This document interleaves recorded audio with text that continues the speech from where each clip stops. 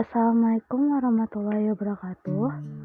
Perkenalkan, kami dari kelompok 11 akan membahas mengenai properti, plant, dan equipment, lebih tepatnya mengenai penurunan nilai aset tetap yang berdasarkan pada PSAK 48. Kelompok 11 beranggotakan Fakri Jumato Syadat dengan BP 18 1532032, Sabila Widiansari dengan BP 18 1532037, dan Asya Fadila dengan BP 18 1532063.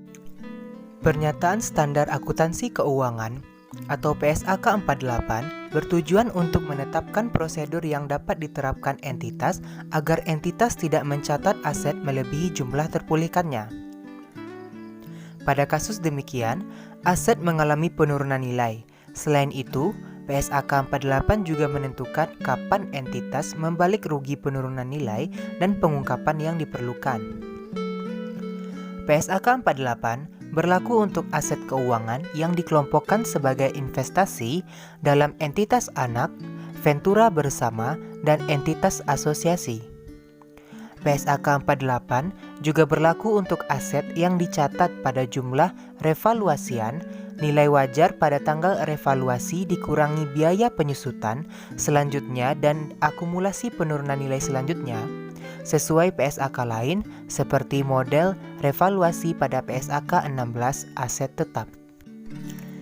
PSAK 48 diterapkan untuk akuntansi penurunan nilai terhadap semua aset, kecuali 1. Persediaan, 2. Aset yang timbul dari kontrak konstruksi, 3. Aset pajak tangguhan, 4. Aset yang timbul dari imbalan kerja, 5. Aset keuangan, 6. Properti investasi yang diukur pada nilai wajar, yang ketujuh, biaya akuisisi tangguhan dan aset tidak berwujud yang timbul dari hak kontraktual penanggung berdasar kontrak asuransi, dan yang kedelapan, aset tidak lancar yang diklasifikasikan sebagai dimiliki untuk dijual sesuai dengan PSAK 58. Penurunan nilai aset atau impairment terjadi apabila jumlah tercatatnya atau nilai tercatat aset melebihi dari jumlah terpulihkan. Jumlah terpulihkan suatu aset atau unit penghasil kas adalah jumlah yang lebih tinggi antara nilai wajar dikurangi biaya untuk menjual dan nilai pakainya. Pada setiap akhir periode pelaporan, entitas menilai apakah terdapat indikasi aset mengalami penurunan nilai. Jika terdapat indikasi tersebut, maka entitas mengestimasi jumlah terpulihkan aset tersebut. Bila ada indikasi penurunan nilai setelah dilakukan pengujian, maka perusahaan akan mengakui adanya rugi penurunan nilai atau impairment loss ketika carrying amount lebih besar dari recoverable amount atau jumlah terpulihkan. Carrying amount atau jumlah tercatat dapat diperoleh dari nilai aset dikurangi akumulasi penyusutan dan akumulasi rugi penurunan nilai. Aset dapat diperoleh kembali melalui penjualan atau recovered through sales dan penggunaan atau recovered through use. Jika aset dijual, entitas akan mendapatkan nilai wajar dikurangi dengan biaya penjualan. Dalam penurunan nilai, yang dipilih adalah nilai tertinggi antara nilai yang dapat diperoleh kembali dan nilai yang digunakan. Selanjutnya, identifikasi aset penurunan nilai. Pada setiap akhir periode pelaporan, entitas menilai apakah terdapat indikasi aset mengalami penurunan nilai. Jika terdapat indikasi tersebut, maka entitas mengestimasi jumlah terpulihkan aset tersebut. Terlepas apakah terdapat indikasi penurunan nilai, entitas harus minimal setahun sekali melakukan pengujian. Yang pertama, menguji penurunan nilai aset tak berwujud dengan masa manfaat tidak terbatas. Yang kedua, aset tak berwujud yang belum dapat digunakan secara tahunan dengan membandingkan jumlah tercatatnya dengan jumlah terpulihkannya. Dan yang ketiga, menguji penurunan nilai goodwill yang diperoleh dalam kombinasi bisnis secara tahunan. Dalam menilai apakah terdapat indikasi bahwa aset mungkin mengalami penurunan nilai, entitas memiliki informasi minimum yang dipertimbangkan. Dimulai dari informasi dari sumber-sumber eksternal. Pertama, perubahan signifikan nilai pasar. Terdapat indikasi yang dapat diobservasi bahwa nilai aset telah turun secara signifikan selama periode tersebut lebih dari yang diperkirakan sebagai akibat dari berjalannya waktu atau pemakaian normal. Yang kedua, perubahan signifikan dalam teknologi, pasar, ekonomi, atau lingkup tempat entitas beroperasi atau di pasar tempat aset dikaryakan yang berdampak merugikan terhadap entitas telah terjadi selama periode tersebut atau akan terjadi dalam waktu dekat. Yang ketiga, perubahan suku bunga, yaitu suku bunga pasar atau tingkat imbal hasil pasar lain atas investasi telah meningkat selama periode tersebut. Dan kenaikan tersebut mungkin akan mempengaruhi tingkat diskonto yang digunakan dalam menghitung nilai pakai aset dan menurunkan jumlah terpulihkan aset secara material. Dan yang terakhir, jumlah tercatat aset neto entitas melebihi kapitalisasi pasarnya. Informasi selanjutnya yaitu informasi dari sumber-sumber internal perusahaan. Yang pertama, terdapat bukti mengenai keusangan atau kerusakan fisik aset. Yang kedua, telah terjadi atau akan terjadi dalam waktu dekat perubahan signifikan yang berdampak merugikan terhadap aset yang digunakan. Dan yang ketiga, terdapat bukti dari pelaporan internal yang mengindikasikan bahwa kinerja ekonomik aset lebih buruk atau akan lebih buruk dari yang diperkirakan. Selanjutnya, pengukuran jumlah terpulihkan. PSAK 48 mendefinisikan jumlah terpulihkan suatu aset sebagai jumlah yang lebih tinggi antara fair value less cost to sell dan nilai pakai atau value in use. Fair value less cost to sell adalah jumlah yang dapat dihasilkan dari penjualan suatu aset atau unit penghasil kas dikurangi biaya pelepasan aset. Bukti terbaik dari nilai wajar aset dikurangi biaya penjualan adalah harga dalam suatu perjanjian penjualan yang mengikat yang dibuat dalam suatu transaksi antara pihak-pihak yang independen, disesuaikan dengan biaya tambahan yang dapat dikaitkan secara langsung dengan pelepasan aset. Nilai pakai atau value in use adalah nilai sekarang dari taksiran arus kas yang diharapkan akan diterima atau unit penghasil kas. Hal-hal yang dipertimbangkan dalam penghitungan nilai pakai aset adalah yang pertama, estimasi arus kas masa depan yang diharapkan entitas akan diperoleh dari aset. Yang kedua, ekspektasi mengenai kemungkinan variasi dari jumlah atau waktu arus kas masa depan tersebut. Kemudian, nilai waktu uang diwakili oleh suku bunga pasar bebas risiko yang berlaku.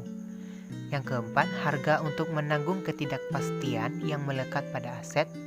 Dan yang kelima, faktor-faktor lain seperti likuiditas yang akan dipertimbangkan oleh pelaku pasar dalam menilai arus kas masa depan yang diharapkan entitas akan diperoleh dari aset tersebut. Baiklah, saya Rabia Udiansari selanjutnya akan menjelaskan mengenai pengukuran jumlah terpulihkan. Selanjutnya yaitu hambatan proyeksi arus kas. Dalam hambatan proyeksi arus kas yaitu terdapat 6 hal. Yang pertama, didasarkan pada asumsi yang masuk akal dan didukung oleh fakta atau teori. 2, didasarkan pada anggaran keuangan yang terbaru dan telah disahkan oleh manajemen. 3, tidak memasukkan komponen arus kas masa depan yang berasal dari restrukturisasi. 4, pendasaran kepada anggaran hanya meliputi periode 5 tahun, kecuali jika periode yang lebih lama dapat dijustifikasi. 5. Periode setelah anggaran hanya dapat menggunakan tingkat yang tetap atau menurun, kecuali jika tingkat yang naik dapat dijustifikasi. 6. Tingkat pertumbuhan yang digunakan dalam proyeksi ekstrapolasi tidak dapat melebihi rata-rata jangka panjang pertumbuhan untuk produk, industri atau negara tempat entitas beroperasi atau pasar di mana aset tersebut digunakan, kecuali jika tingkat yang lebih tinggi dapat dijustifikasi. Selanjutnya itu ada pengakuan rugi penurunan nilai. Rugi penurunan nilai terjadi jika nilai terpulihkan aset lebih kecil dari nilai tercatatnya. Nilai tercatat aset diturunkan menjadi sebesar nilai terpulihkan, dan penurunan tersebut adalah rugi penurunan nilai. Rugi penurunan nilai segera diakui dalam laporan laba rugi, kecuali aset disajikan pada jumlah direvaluasi sesuai dengan standar lain. Contohnya itu PSAK 16 aset tetap. Setiap rugi penurunan nilai aset tetap revaluasian atau PSAK 16 diperlakukan sebagai penurunan revaluasi. Diakui dalam pendapatan komprehensif lain sepanjang kerugian penurunan nilai tidak melebihi jumlah surplus revaluasi untuk aset yang sama dan rugi penurunan nilai atas aset revaluasian mengurangi surplus revaluasi untuk aset tersebut. Selanjutnya itu unit penghasil kas atau UPK. Jumlah terpulihkan dari aset individual tidak dapat ditentukan jika nilai pakai aset tidak dapat diestimasi mendekati nilai wajarnya dikurangi biaya pelepasan dan aset tidak menghasilkan arus kas masuk yang independen dari kelompok aset lain. Dalam kasus ini, nilai pakai dan jumlah terpulihkan dapat ditentukan hanya untuk UPK. Unit penghasil kas aset adalah kelompok terkecil yang termasuk aset dan menghasilkan arus kas masuk yang independen dari aset atau kelompok aset lain. Jumlah terpulihkan dari UPK adalah jumlah yang lebih tinggi antara nilai wajar unit penghasil kas dikurangi biaya pelepasan dengan nilai pakainya. Jumlah tercatat dari UPK hanya mencakup jumlah tercatat dari aset-aset yang dapat diatribusikan langsung atau dialokasikan dengan dasar yang layak dan konsisten ke UPK dan akan menghasilkan arus kas masuk yang digunakan dalam menentukan nilai pakai unit penghasil kas dan tidak mencakup jumlah tercatat dari setiap liabilitas yang diakui kecuali jumlah terpulihkan dari unit penghasil kas tidak dapat ditentukan tanpa mempertimbangkan liabilitas tersebut. Lalu ada jumlah terpulihkan dan jumlah tercatat dari UPK. Jumlah terpulihkan dari unit penghasil kas adalah jumlah yang lebih tinggi antara nilai wajar UPK dikurangi biaya penjualan dan nilai pakainya. Jumlah tercatat UPK ditentukan atas dasar yang konsisten dengan cara menetapkan jumlah terpulihkan dari UPK. Selanjutnya itu ada goodwill. Goodwill yang diakui dalam kombinasi bisnis merupakan aset yang merepresentasikan manfaat ekonomi masa depan yang timbul dari aset lain yang diperoleh dalam kombinasi bisnis yang tidak teridentifikasi secara individual dan diakui secara terpisah. Jika goodwill telah dialokasikan pada unit penghasil kas dan entitas melepaskan suatu operasi tertentu atas unit tersebut, maka goodwill yang terkait dan operasi yang dilepaskan yang pertama, termasuk dalam jumlah tercatat operasi tersebut ketika menentukan keuntungan atau kerugian dari pelepasan, dan yang kedua, diukur berdasarkan nilai relatif operasi yang dihentikan dan porsi unit penghasil kas yang ditahan, kecuali entitas dapat menunjukkan bahwa beberapa metode lain lebih baik dalam mencerminkan goodwill terkait dengan operasi yang dilepaskan.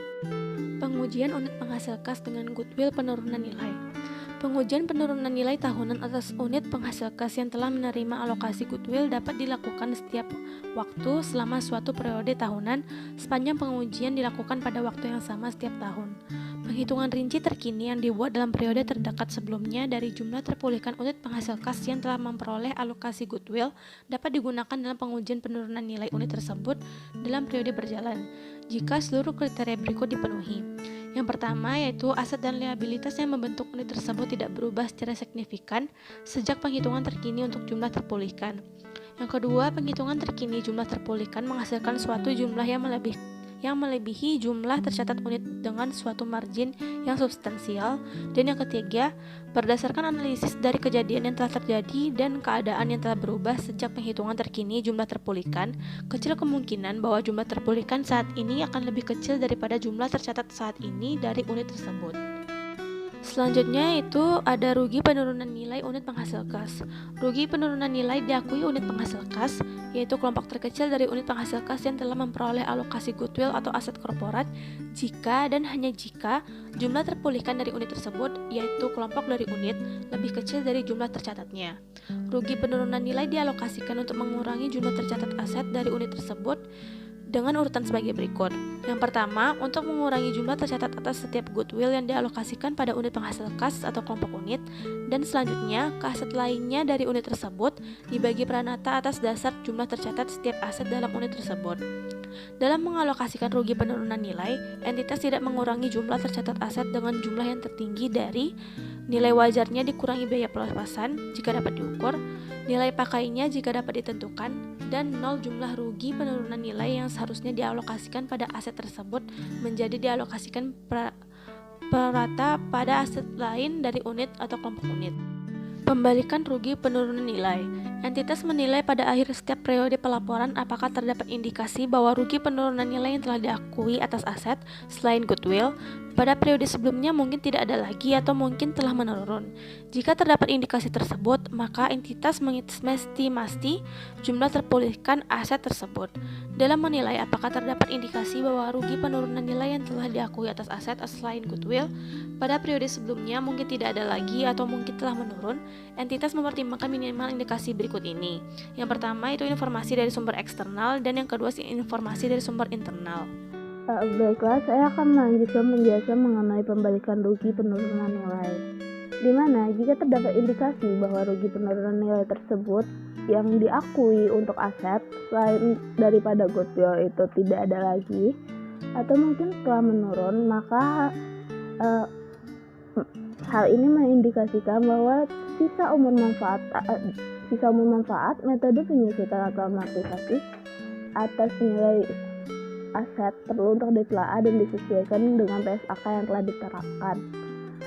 Kemudian pembalikan rugi penurunan nilai itu mencerminkan peningkatan estimasi jasa potensial aset baik dari penggunaan ataupun dari penjualannya. Hal ini dimulai sejak saat tanggal entitas terakhir kali mengakui rugi penurunan nilai atas aset tersebut.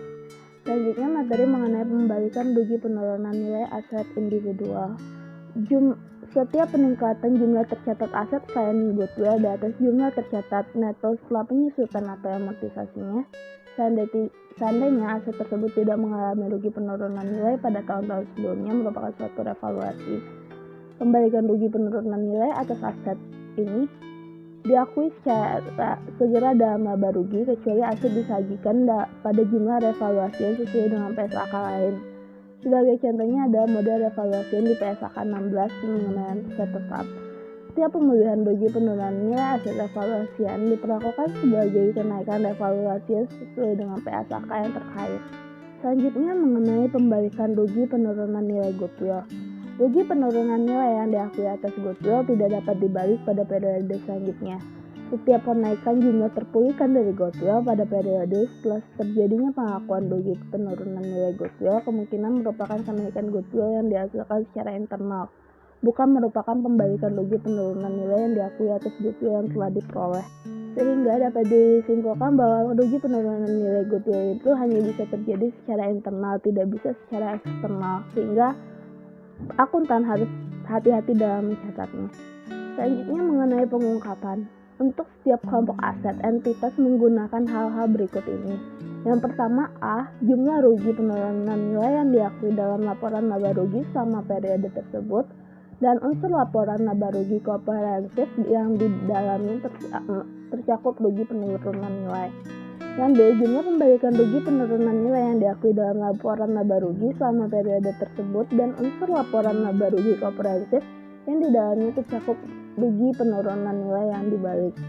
Yang C, jumlah rugi penurunan nilai atas aset revaluasi yang diakui dalam laporan laba rugi komprehensif lainnya selama periode itu. Yang D, jumlah pembalikan rugi penurunan nilai atas aset revaluasi yang diakui dalam laporan laba rugi komprehensif lainnya selama periode tersebut. Semua hal ini harus dicakup di dalam laporan laba rugi untuk pengungkapan atas aset tetap, terlebih lagi untuk penurunan nilai aset tetap. Selanjutnya ada istilah yang terdapat dalam PSAK 48. Pertama ada aset korporat, ada aset selain goodwill yang berkontribusi terhadap arus kas masa depan baik dari unit menghasilkan atau UPK yang sedang ditelaah maupun unit penghasil kas lain. Yang kedua ada biaya pelepasan, ada biaya incremental yang secara langsung dapat didistribusikan pada pelepasan aset atau unit penghasil kas. Yang ketiga ada jumlah tercatat, jumlah yang diakui untuk aset setelah dikurangi dengan akumulasi penyusutan atau amortisasi dan akumulasi rugi penurunan nilainya. Yang keempat ada jumlah terpulihkan suatu aset atau unit penghasil kas. Ada jumlah yang lebih tinggi antara nilai wajarnya dikurangi dengan biaya pelepasan dan dengan nilai pakainya. Yang kelima ada nilai tersusutan, ada biaya perolehan aset atau jumlah lain yang merupakan pengganti biaya perolehan dalam laporan keuangan dikurangi dengan nilai residunya. Yang selanjutnya ada nilai pakai, adalah nilai kini dari arus kas yang diharapkan akan diterima dari aset atau unit penghasil kas. Istilah selanjutnya ada nilai wajar. Ada harga yang akan diterima untuk menjual suatu aset atau harga yang akan dibayarkan untuk mengalihkan suatu liabilitas dalam transaksi teratur antara pelaku pasar pada tanggal pengukuran. Selanjutnya ada penyusutan atau amortisasi. Ada alokasi sistematis jumlah tersusunkan atau suatu aset selama masa manfaatnya atau selama umur ekonomisnya. Selanjutnya ada rugi penurunan nilai. Ada jumlah yang merupakan selisih lebih jumlah tercatat aset atau unit penghasil kas atas jumlah terpulihkannya. Yang selanjutnya ada umur manfaat. Umur manfaat terdapat dua pengertian. Yang pertama ada jangka waktu suatu aset yang diharapkan akan digunakan oleh entitas. Atau yang kedua, jumlah unit produksi atau unit yang diharapkan dapat dihasilkan dari suatu aset oleh entitas. Selanjutnya ada unit penghasil kas. Ada sekelompok aset terkecil teridentifikasi yang menghasilkan arus kas masuk yang sebagian besar independen atau dari arus kas masuk dari aset atau kelompok aset yang lain. Materi selanjutnya adalah mengenai beberapa pengeluaran setelah perolehan aktiva tetap. Yang pertama itu ada upgrade. Upgrade adalah reparasi besar yang dilakukan terhadap suatu aset tetap dengan tujuan untuk meningkatkan kemampuan agar aset memiliki peningkatan manfaat keekonomian di masa yang akan datang. Yang kedua ada write-off. Write-off adalah penghentian permanen aset tetap yang bertujuan untuk memaksimalkan laba. Jika suatu aset tetap secara ekonomis tidak lagi menguntungkan atau tidak lagi memberikan kontribusi bagi usaha, maka harus dihapus. Ada dua cara penghapusan dari write-off ini. Yang pertama adalah dijual, yang kedua ada dengan pertukaran aset tetap.